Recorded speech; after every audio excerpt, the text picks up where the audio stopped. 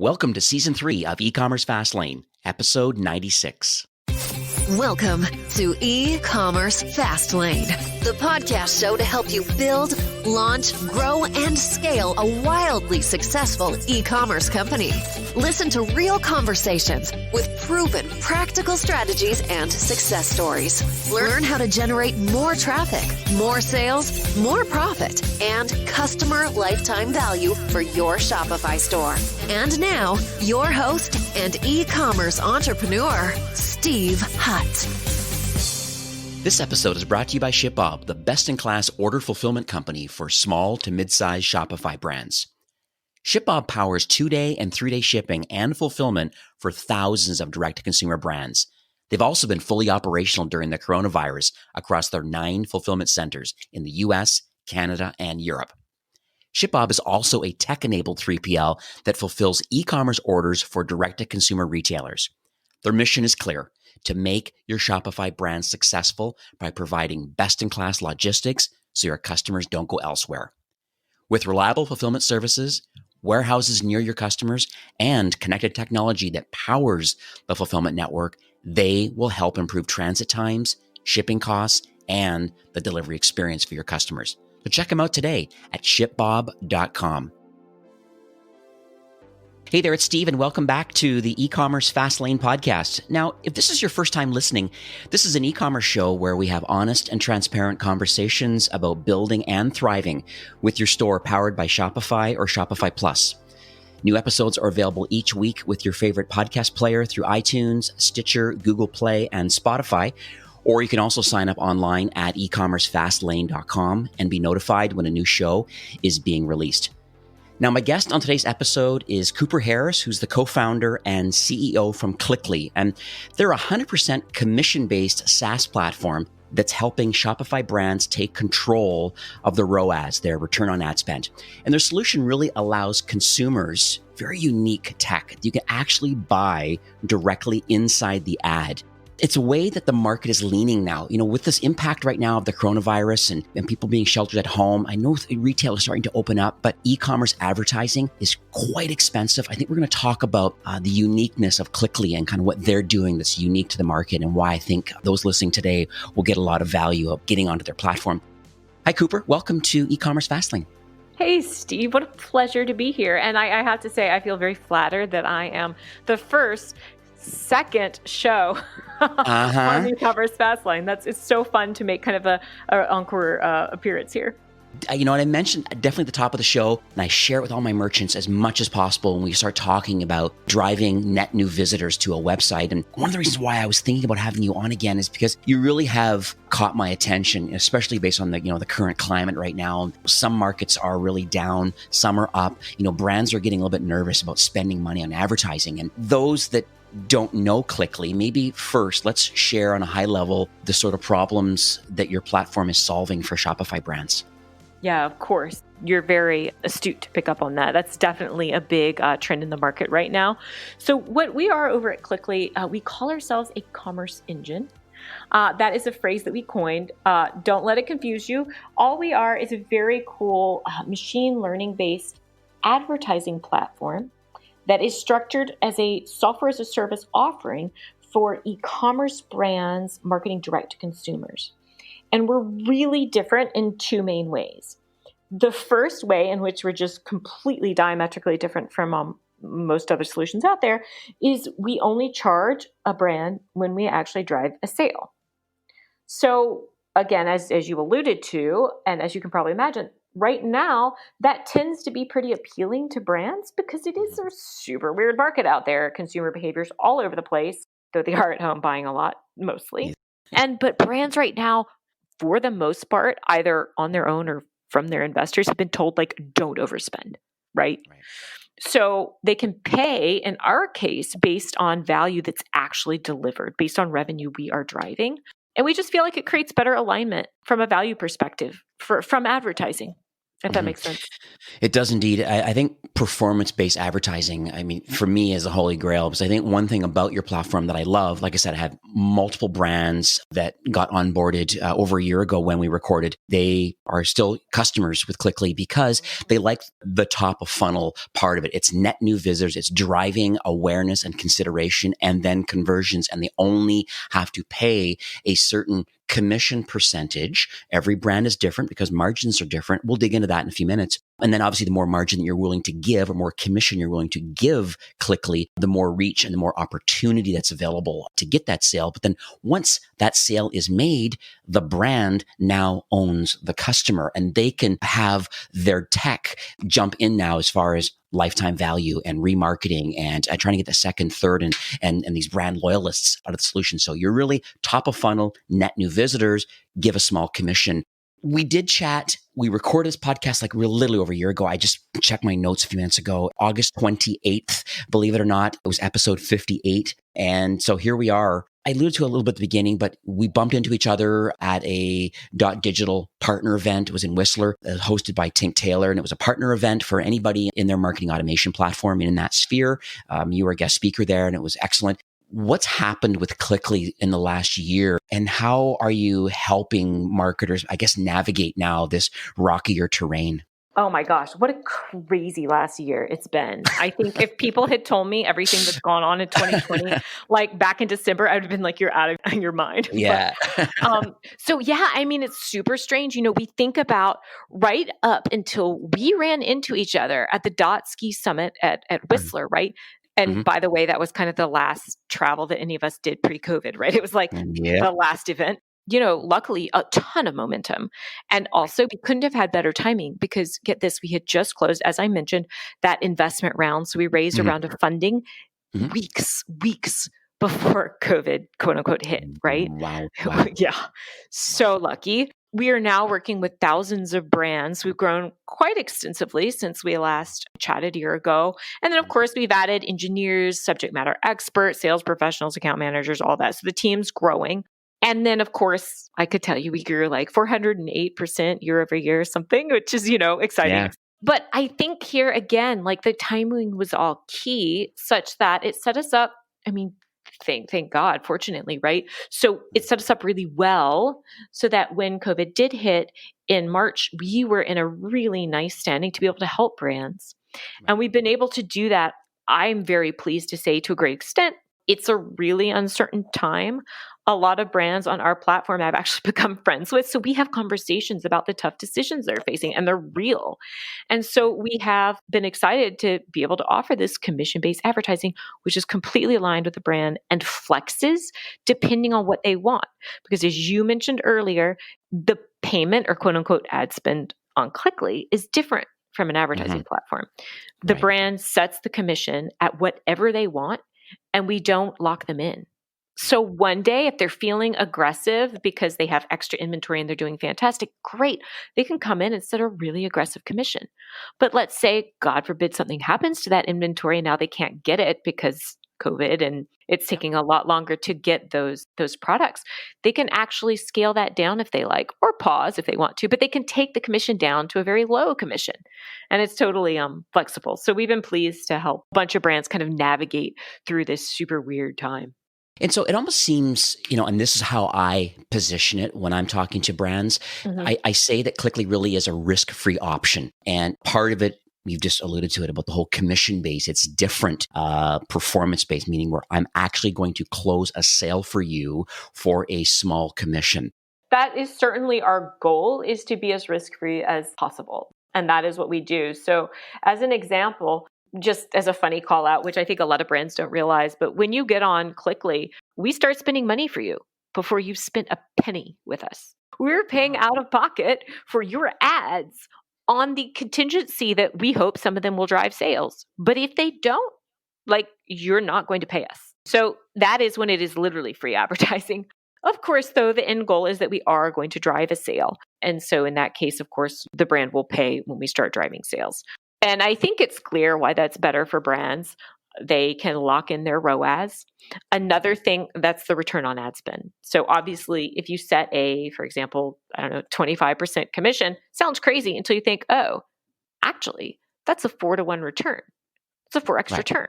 Like that's what I try to get and don't get on Facebook most of the time. Right. TBD, but the other good thing that you get with a commission-based platform, which I don't think we promote enough. And this is, by the way, yes, I'm promoting Clickly right now, but it's also just something to know as a brand. You have to watch out for this. If you are paying an agency, often depending on the agency, but if you're paying an agency or most other platforms to promote for you, they are naturally going to want to show you a really low ECPM, so effective cost per milli, right? And the way they do that, which most brands don't realize, is they buy really sketchy traffic on really cheap sites to drive down the really expensive traffic they're buying for you on like Vogue and Elle and Cosmo and ESPN, et cetera. So they're buying all of this super sketchy traffic on sites that really don't have real traffic. And the reality is the majority of it is often, not always, bots. And also, technically fraudulent, but it's quite what they call in the industry low quality traffic, meaning it's not human. And guess what? Bots don't have credit cards. They will never buy from you. So all of that extra stuff that you've done, not only has it potentially devalued your brand because you're showing up on these really sketch sites, right? If anyone's there to see it, not only does it do that, but it also spends extra money. I guess, I am biased, but I also think it's common sense that like you shouldn't pay for that stuff. And by the way, bots click a lot. So sometimes it feels really good to see this kind of fake engagement, but it isn't real and they will never buy. And so we avoid all of that like the plague because we have to, because Steve, if we spend a bunch of money doing that, they'll never buy. There's no purchase that's ever going to happen. So we have to buy really premium traffic with real people. Yeah, with credit cards. Love it. More of a side note, I've been as of late, been working with a lot of regulated markets, being it cannabis, CBD, and hemp. And so not all advertising channels are acceptable. The same as adult and gambling in different industries. And so what's your take on that? And how is Clickly navigating this regulated industry at this point? Yeah, so it's interesting. I would say we are often a better option in that we can actually work with some of these companies, whereas other platforms just simply cannot. But we still have constraints too. So I'm not going to come out and say, hey, we're the new platform for cannabis, because we're not. Our partners, we show the ads that we promote on behalf of our brands. We show them across about 25 million very premium real online destinations.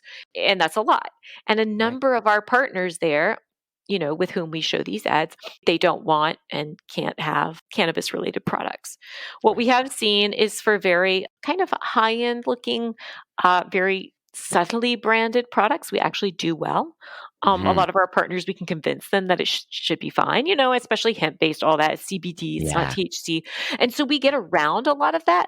But, if somebody comes to us and wants to sell like hardcore marijuana-themed things with like the 5 leaves right in the middle that's like says weed with an exclamation point, we're not going to be able to do that, sadly. Yeah, and guns and ammo and things like that too, right? Yep, nope. Yep. Let's make a slight pivot over to another hot topic, this whole machine learning, artificial intelligence. These are really, really, really hot topics. I think there's ways of letting the machine make ad buying and just getting the word out. Let a tool do that instead of a human being.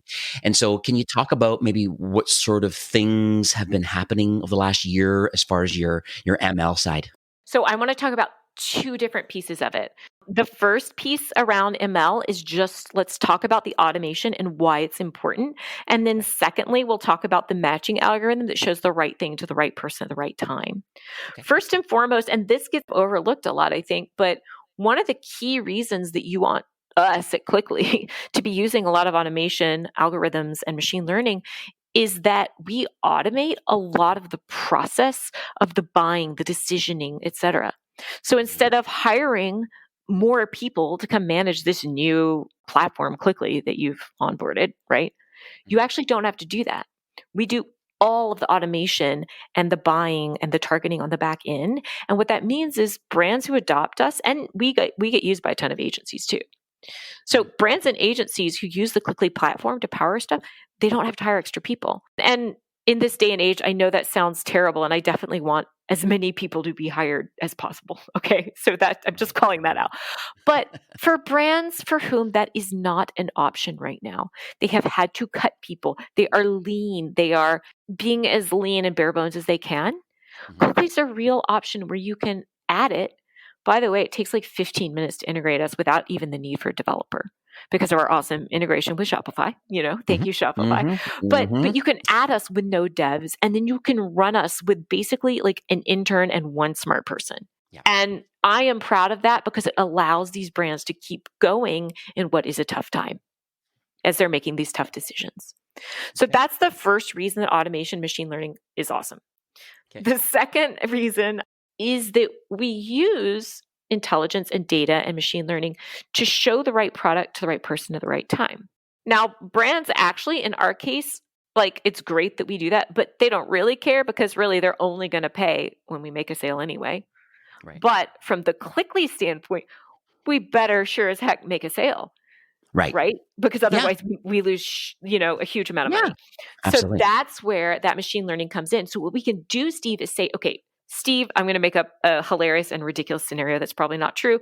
But if you are on Vogue reading about, I don't know, some cool pair of, Louis Vuitton shoes, and then you maybe searched a couple things and you went to a brand site and you looked up like shoes that weren't Louis, but, whatever.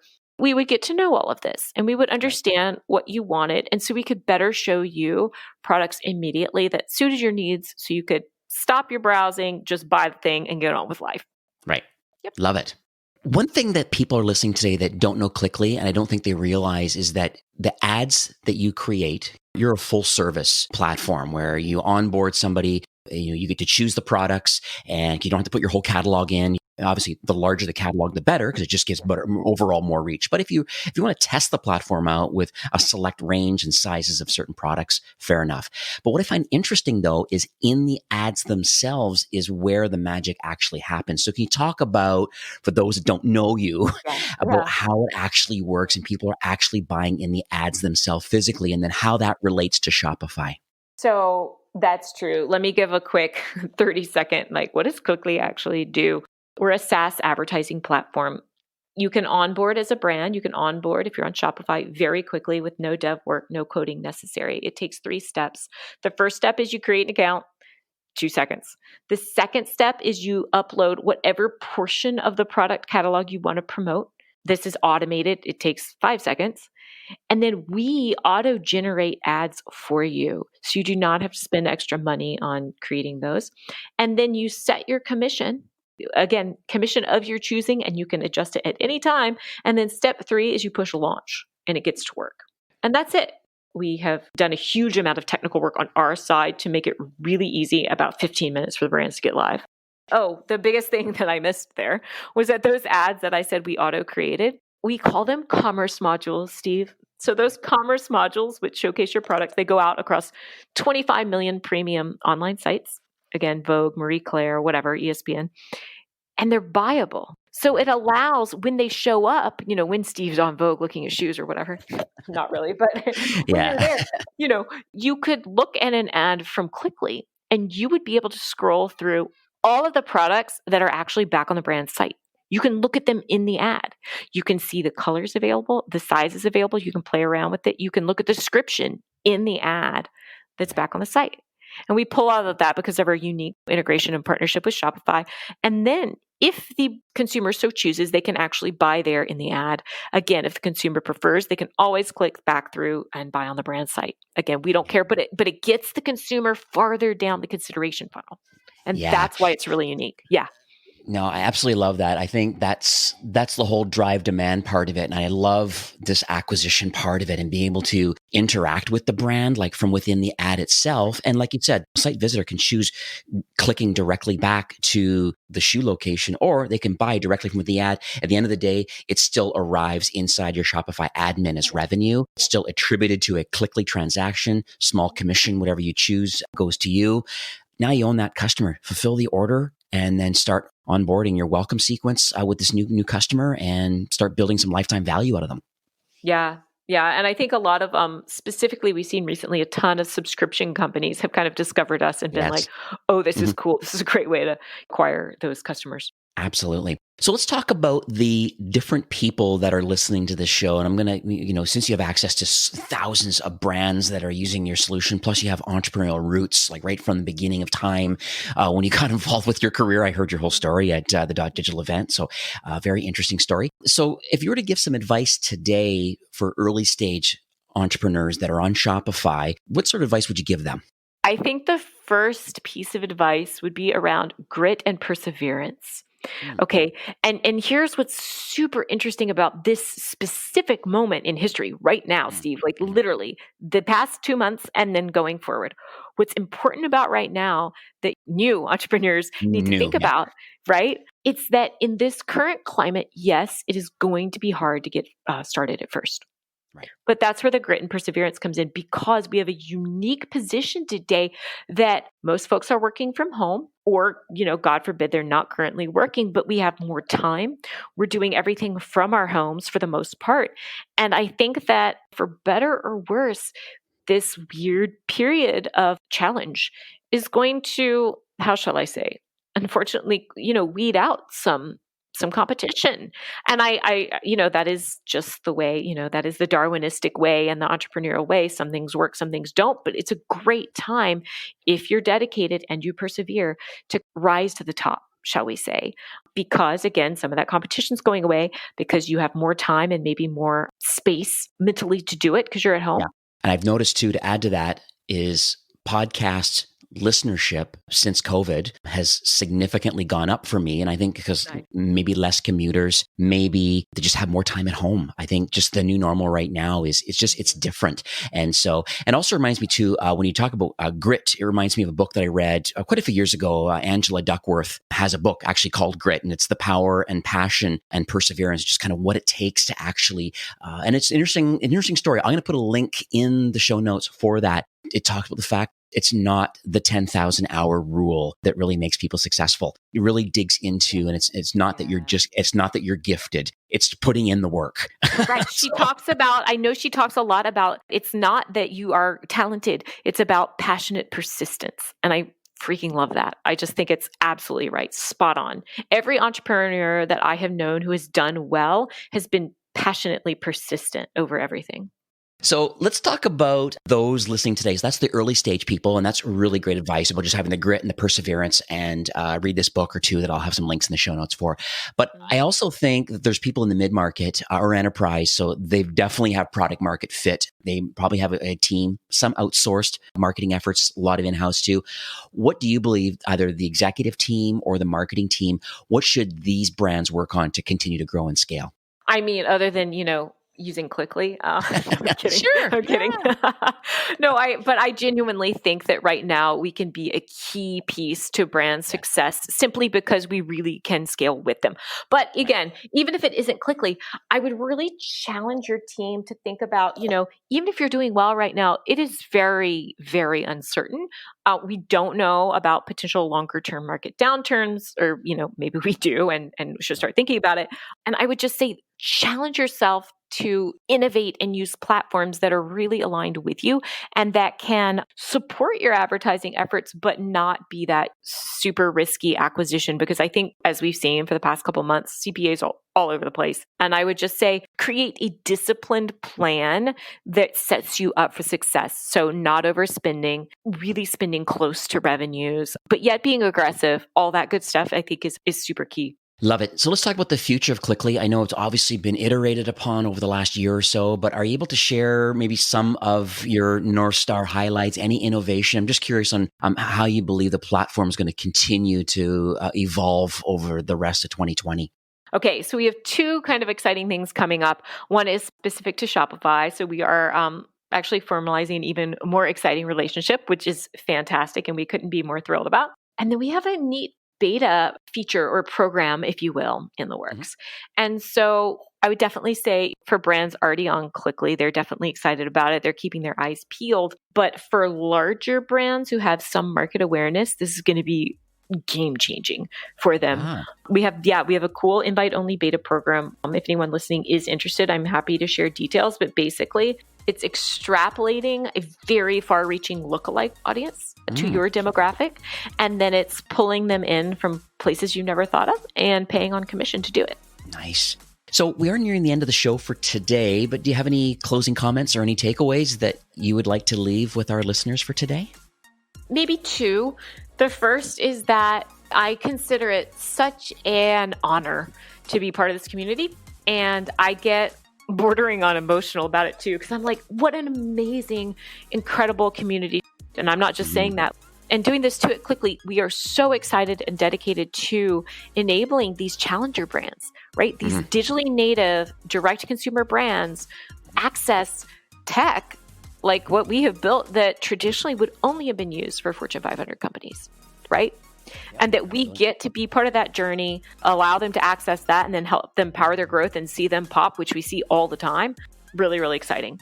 And then secondly, I think I mentioned earlier, we might have developed some perks for the podcast listeners today.